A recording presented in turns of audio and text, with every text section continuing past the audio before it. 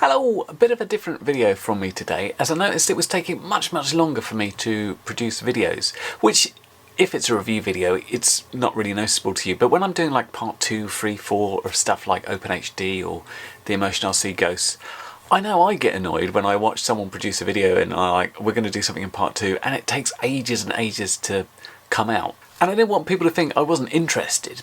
Playing with RC things is still the bit that gets me up in the morning, still gets me excited to get up and go. So you may have figured out from the title of the video, this is to do with my knee. It's an ouchie knee, and I don't want to go on about it because of course I don't have to look very far just to see people much worse off than me, especially in 2020 when it's like the worst year of history, it would seem. But I did want to explain what was going on just because I've slowed down my content, and again I didn't want people to think I wasn't interested in what I was doing. So if you're paying attention to my videos, you will notice that when I'm at the field these days I'm generally sat down on the floor. This isn't for comfort because it's not that great sat down on the sort of damp tarpaulin. It's literally because every step I now take when I'm walking causes pain. The field, which I said used to be about 40 minutes away on foot, which is now 50 minutes because I've slowed down.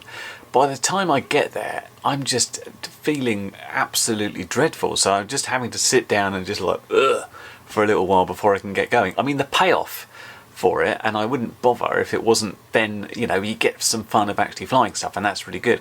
But then after the flying, I have to walk all the way back again, which is another sort of painful episode. And after that point, that's it. I'm dead for the day. I'm just sort of leg elevated on a bunch of cushions on the sofa, and I can't really do much at all. This is pretty weird for me because I'm used to walking a lot. It wasn't unusual for me to do sort of 10 or 15 kilometres where I'm sort of walking the dog, then I'm going to the shops, and I might go to the field, and I'm constantly on the move.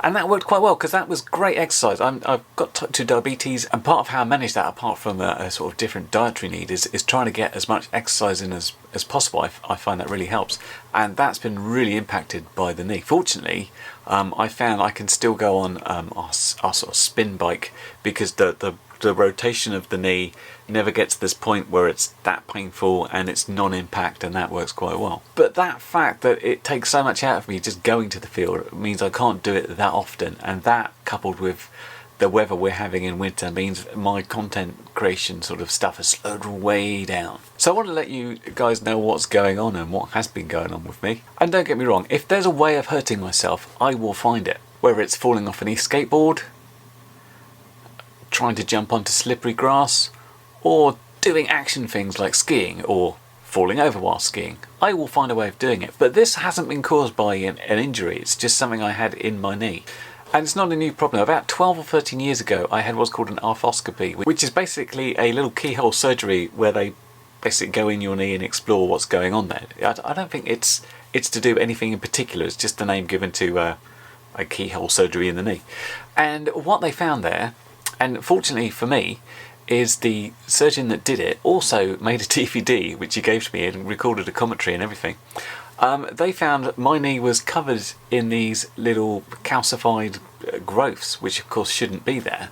And so he basically tried to tidy that up as much as possible, take some stuff off and try and sort it out. Because as these little bits of calcium came off, they would cause pain as they rubbed against the knee, and little bits hanging off and flaring about would cause inflammation. That said, it wasn't as bad as it is now. This sort of thing's been building up. I've had pain coming up there in the last year or two, and it's got progressively worse. And I've been to and from the doctor, and they're like, here's some painkillers, and you know, that takes the edge off, but those aren't things you can take long term. And I'm like, still hurts, what should I do now? And I had a steroid injection into the knee, which is a nightmare for me because I'm somewhat needle phobic. And the worst thing was that didn't do anything. He thought that would take away the pain for between 6 months and 2 years. Didn't touch the side, unfortunately. And so this year I said, look, I'm going to really have to do something about this because it's getting worse and worse. I need to see a consultant or a specialist and see if I can get it sorted. And then COVID happened, and I sort of couldn't do anything for the first half of the year. It was only in the last month or so where things have calmed down. I've been able to see some consultants, and we had an x-ray done, and that showed that there was calcification in the meniscus being the sort of the rubbery cartilage that is sort of the shock absorber between the bones. But they didn't think that would be that much pain in itself. So we got an MRI, and that showed there were tears in the cartilage, and the sort of tears waggle around and hit things, and that causes inflammation and causes a lot of pain, and the specialist could literally press on it and say, oh yes, well this is now obviously this. So the good news is they should be able to fix the tears. They can't do anything with the calcification inside the meniscus itself because it's inside. They'd have to take it all out, which is a knee replacement, which is something that may happen in the sort of 20 years or so, but hopefully not yet. So yeah, it's not the best time to go in hospital and have surgery, but it's stopping me doing stuff, so I really need to get it done. That is scheduled for 18th of December.